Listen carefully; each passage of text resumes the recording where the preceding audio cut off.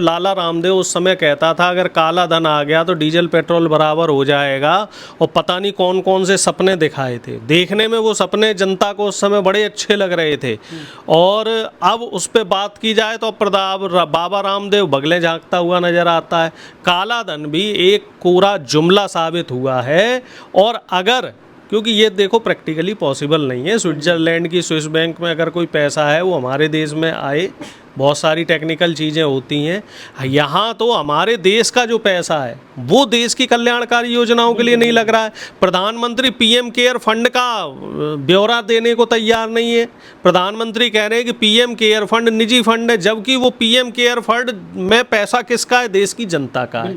तो प्रधानमंत्री की दोनों ही बातें, महंगाई की बात और काले धन की बात, साफ कोरी कोरी जो है जुमलेबाजी है। काले धन की तो छोड़िए, जो अपना सफ़ेद धन था वो भी ख़त्म हो गया, उसकी भी कहीं से कहीं तक कोई जिक्र नहीं है, उसकी भी कहीं से कहीं तक कोई चर्चा नहीं है।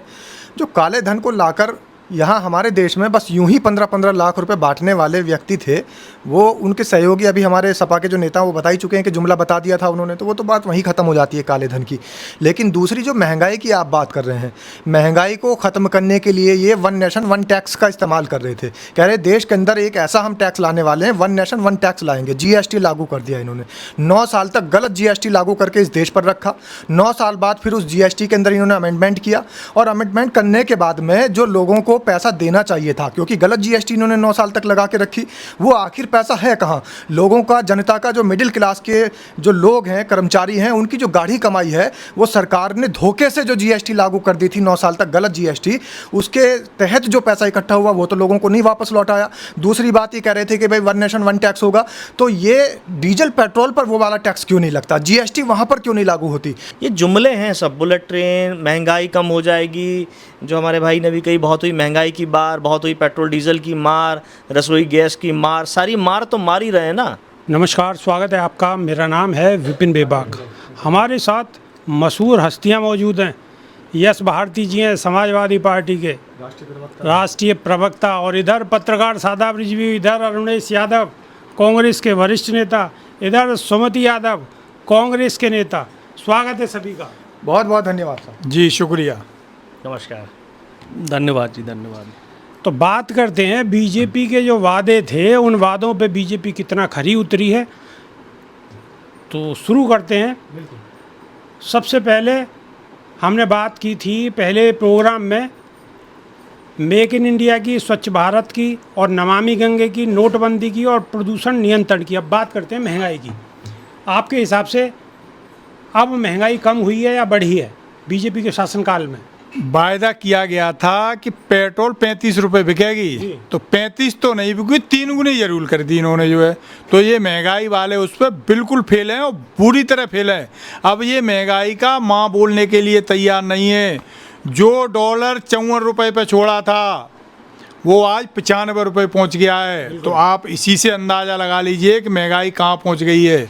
तो बीजेपी पूरी तरह फेल है इस वायदे पे। नहीं, आप जिन चीज़ों पे चर्चा करना चाहते हैं वो आपके लिए वादा होगा, भारतीय जनता पार्टी के लिए तो जुमला था जी। चुनाव में वो वादा था, और चुनाव खत्म होने के बाद वो जुमला था। अब आपको जुमले के पीछे भी पढ़ना हो तो आप पढ़ते रहिए। भारतीय जनता पार्टी तो दोषी नहीं है, वो तो बरी हो चुके हैं। अमित शाह जी कह चुके हैं कि चुनाव में तो बहुत सारे जुमले बोल दिए जाते हैं, तो जुमलों के पीछे पढ़ने का अब कोई फ़ायदा नहीं है। अब जो पढ़ना है तो वो तो भारतीय जनता पार्टी पढ़ चुकी है कि देश से कैसे लोकतंत्र ख़त्म हो, कैसे संविधान को ख़त्म करें, कैसे लोगों के हक अधिकार छीने जाएं। आप कहाँ महंगाई की बातें कर रहे हैं? महंगाई बची कहाँ है? पूछिए अडानी से जाकर के, कहीं महंगाई है? जंगल काट दिए मध्य प्रदेश में, सिंगरौली में पूरा जेपी ग्रुप था वो खा गया पूरा अडानी।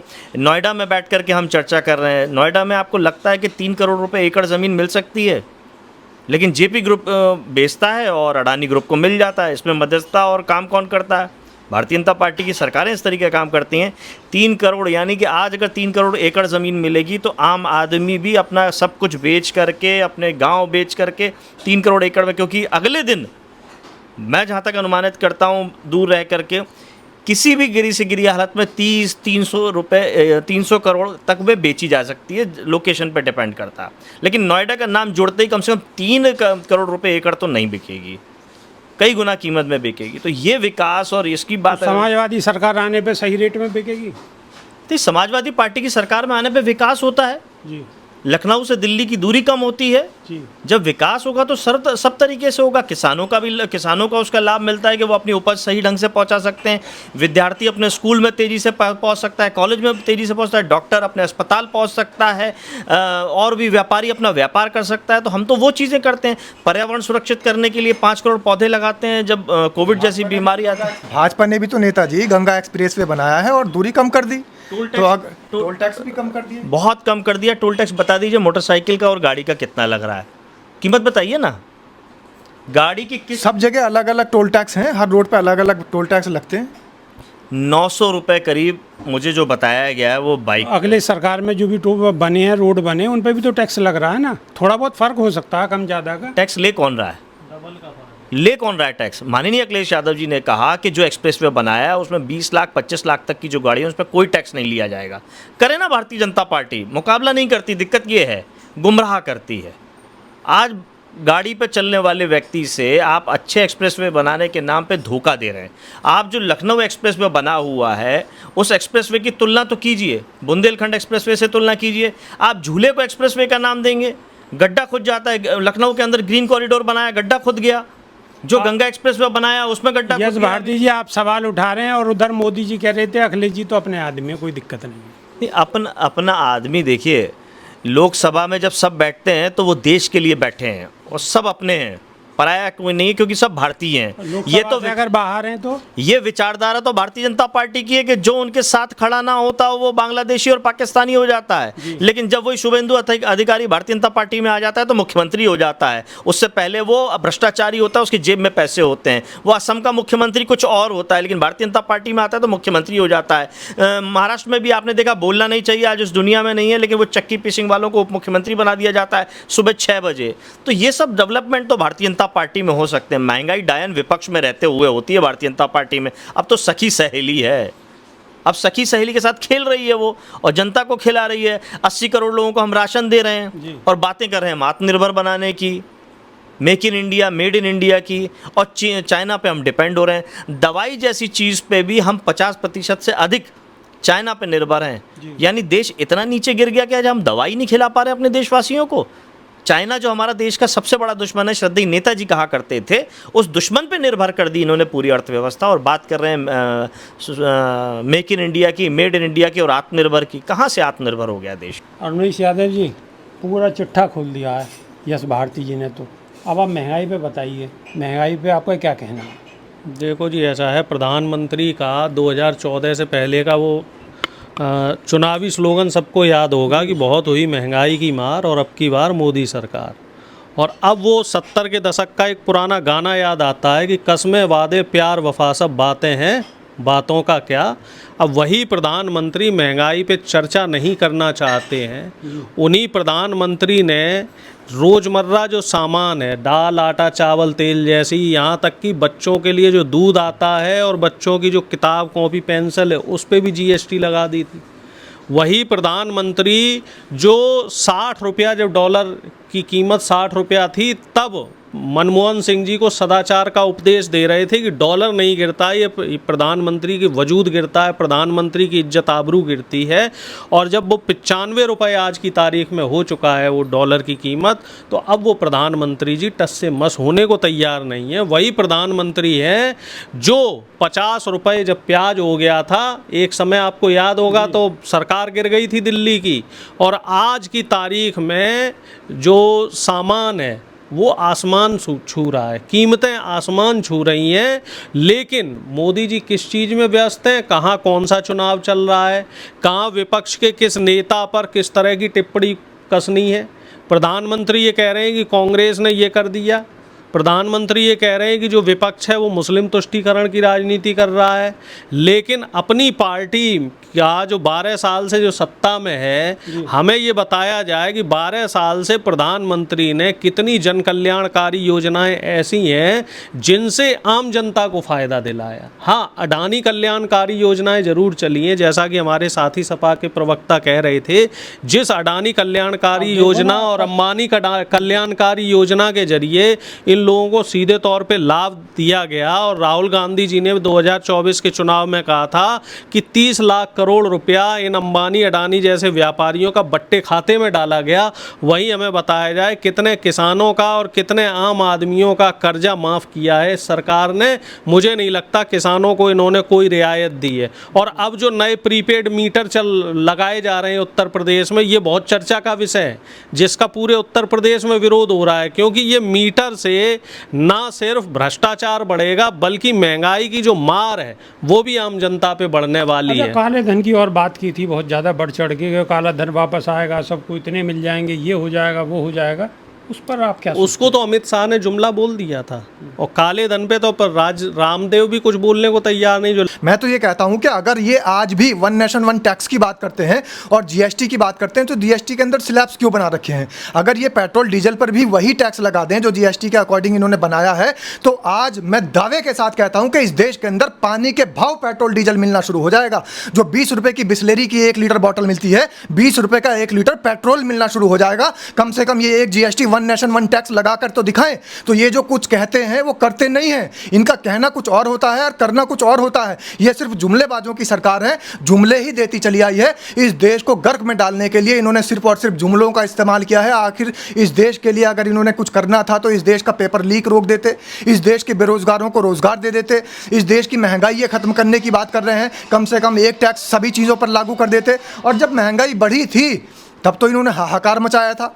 और महंगाई के बढ़ने के बाद ही वो स्मृति ईरानी जो सर पर सिलेंडर और गले के अंदर प्याज की माला और आलू की माला टमाटर लेकर के घूमती थी, आज तो वो स्मृति ईरानी भी साइड कर दी। अब तो भारतीय जनता पार्टी के लोग ये कहेंगे कि भाई स्मृति, अगर विपक्ष सवाल पूछेगा भाई स्मृति ईरानी तो सिलेंडर लेकर नहीं आ रही हैं, प्याज और आलू की माला लेकर के नहीं आ रही हैं, तो ये जवाब देंगे कि भाई अब उनके पास मंत्रालय पद नहीं है ना, अब वो पद पर नहीं है। तो मैं तो ये कहता हूँ फिर कंगना रनौत को भेज दीजिए। कंगना रनौत कब आएंगी स्मृति ईरानी की जगह सिलेंडर लेकर के? सिलेंडर पर बैठकर कब विरोध जताएंगी महंगाई के खिलाफ? कब गले के अंदर प्याज और आलू की माला डालकर टमाटर हाथ में लेकर के इस देश की जनता के बीच में आएंगी? अब तो चुनी हुई संसद की सदस्य हैं, तो कम से कम सदस्य महोदय को ये चाहिए कि इस देश की जनता के लिए कम से कम अपने संसदीय क्षेत्र के लोगों के लिए महंगाई कम कराने के लिए मांग उठाएं। सुमित यादव जी, बुलेट ट्रेन की भी बात हुई थी, लेकिन अभी तक कहीं बुलेट ट्रेन दूर दूर तक दिखाई नहीं दे रही। देखिए, बीजेपी या तो 400 साल पिछली ही बात करेगी या आपको 50 साल आगे का सपना दिखाएगी, वर्तमान पे बात नहीं करती है। तो ये ऐसे लोग हैं, ये कहते कुछ हैं, करते कुछ हैं, होता कुछ है, दिखता कुछ है। ट्रेन, बुलेट ट्रेन तो छोड़ दीजिए आप, जितनी आम लोग जो है, जो नॉर्मल लोग होते हैं या कहिए जो मध्यम वर्ग से नीचे का तबका है, वो जनरल बॉडी में चलता है। जनरल किसी भी गाड़ी में इन्होंने जनरल बॉगी नहीं बढ़ाई है और पूरे देश में ऐसा प्रचार कर रहे हैं, ऐसा हल्ला मचा रखा है कि पता नहीं कितनी क्रांति कर दी इन्होंने रेलवे में। लेकिन वास्तविकता ये है कि जनरल बॉगी में साधारण इंसान चढ़ नहीं सकता है। जैसे जानवर भर दिए जाते हैं ना, जो है इस तरीके से ठुस ठुस के बैठ के लोग जा रहे हैं। तो ये नहीं, बिल्कुल। यश भारती जी, बुलेट ट्रेन की बात हुई थी, लेकिन बुलेट ट्रेन का दूर दूर तक कोई नाम निशान नहीं है। नहीं, बुलेट है, आप ट्रेन उसमें जोड़ रहे हैं, बुलेट चल रही है हर जगह, गोलियां चल रही हैं धड़ाधड़ यूपी में। आप रोज़ देखिए, घटना अखबार में दिखाते हैं, आप मीडिया के साथ ही दिखाते हैं, रोज़ बुलेट से कोई एक आदमी मारा जाता है और लॉ एंड ऑर्डर की दुहाई दी जाती है कि ऑल इज़ वेल, सब चंगा सी। तो ये सब चंगा सी है तो फिर अखबारों में छाप कौन रहा है? क्यों कार्रवाई नहीं हो रही उनके ऊपर? लोग, ये क्राइम बढ़ कैसे रहा है? जो अभी एनसीआरबी के आंकड़ों का जो खेल खेला गया है और ये बताया गया कि लॉ एंड ऑर्डर सब चीज़ें ठीक हैं, तो वो कहाँ से ठीक हैं? क्या मुख्यमंत्री योगी आदित्यनाथ ने जो अपने ऊपर मुकदमे लगे हटाए हैं, वो एनसीआरबी के रिकॉर्ड से कैसे हटे और कैसे दर्ज हुए? क्या न्यायालय ने उन सब व्यवस्थाओं को ये मान लिया कि हाँ ये दोषी नहीं थे? क्या वो अंगरक्षक जो यादव मारा गया था, जिस पर आरोप योगी आदित्यनाथ के ऊपर था, ऐसे मुकदमे क्या योगी आदित्यनाथ के ऊपर नहीं लगे? तमाम धार्मिक मुद्दों के जब मुख्यमंत्री के ऊपर इतने गंभीर अपराध हैं, विधायक और सांसद जो भारतीय जनता पार्टी के, उनके ऊपर गंभीर अपराध हैं, तो बुलेट ट्रेन चलेगी कहाँ से?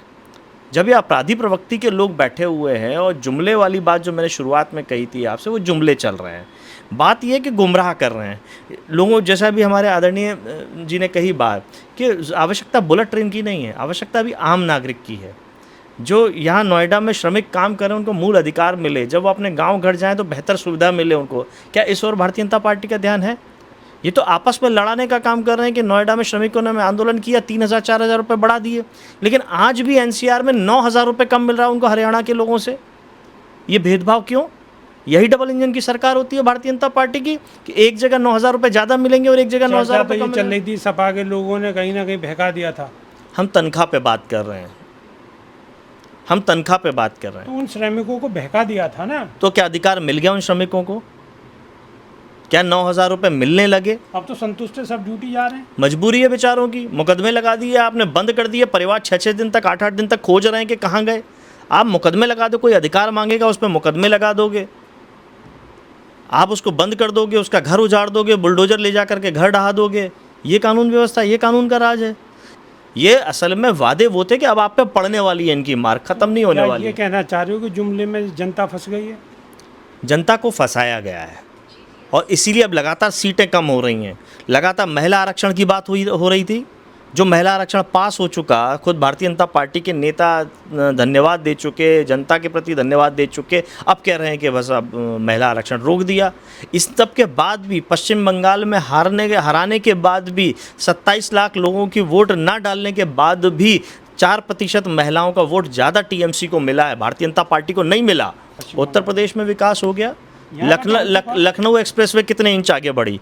बिजली संयंत्र के लिए कौन सा नया काम? एक सिंगल यूनिट बनाने का काम 9 साल में इस योगी सरकार ने केंद्र सरकार के साथ मिलकर किया।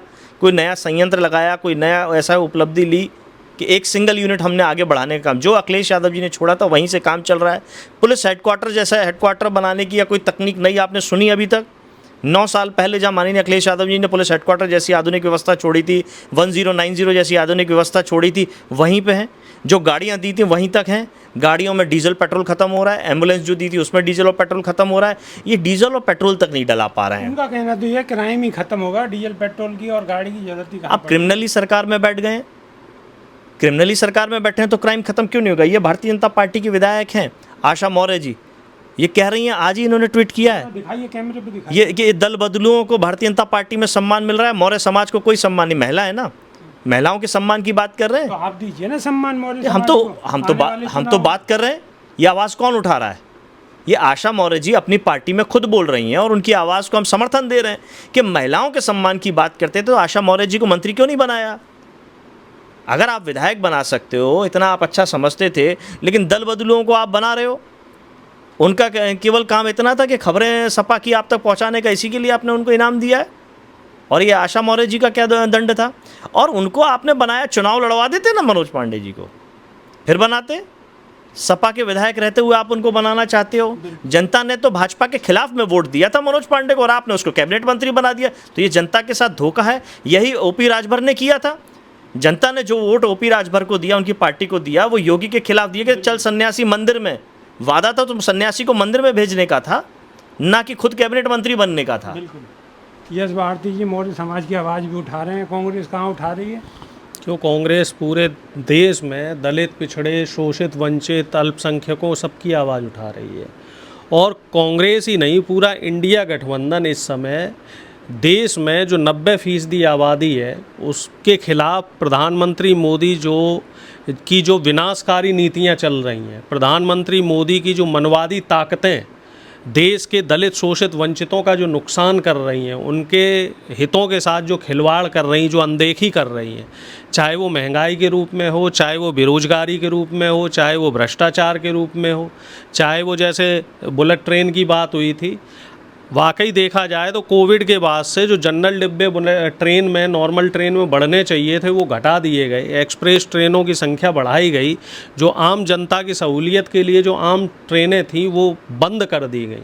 मैं उत्तर प्रदेश में देखता हूँ, दिल्ली से जो पूर्वी राज्यों की तरफ जो ट्रेनें जाती हैं, इलाहाबाद और लखनऊ रूट से, उन ट्रेनों में लगभग 30% की कमी कर दी गई। जबकि पॉपुलेशन के हिसाब से ईमानदारी से हर साल 10% ट्रेनें बढ़नी चाहिए, क्योंकि जो रेल का माध्यम है वो सबसे सस्ता माध्यम माना जाता है और आम जनता के लिए सुलभ होता है। अब हो क्या रहा है कि ट्रेनों की संख्या कम की जा रही है और ट्रेनों में जनरल डिब्बे कम किए जा रहे हैं। जो एसी वाले डिब्बे उनको बढ़ाया जा रहा है, उनकी ट्रेन का जो किराया है वो बढ़ाया जा रहा है। कहाँ अब हवाई जहाज़ पे आम आदमी को बिठा रहे थे, अब वो जो ट्रेन है वो भी आम जनता की पहुंच से दूर होती जा रही है। तो प्रधानमंत्री चारों तरफ से, और दूसरा क्या है, तनख्वाह बढ़ नहीं रही है। तनख्वाह बढ़ने के लिए जैसा साथी प्रवक्ता ने बताया कि अगर कोई आंदोलन करता है तो उसको जेल में डाल दिया जाता है। तो आम आदमी विरोध भी नहीं कर सकता है। अगर विरोध करेगा तो उसे देशद्रोही घोषित कर दिया जाएगा, और विपक्ष अगर आवाज़ उठाता है तो विपक्ष को बांग्लादेशी पाकिस्तानी घोषित कर देते हैं। सब मेहमानों की राय सुनी आपने, किसकी राय कैसी लगी कमेंट के माध्यम से आप अपनी राय भी जरूर दें। अभी के लिए सिर्फ इतना ही, बहुत बहुत शुक्रिया। धन्यवाद विभाग जी शुक्रिया। बहुत बहुत धन्यवाद जी नमस्कार।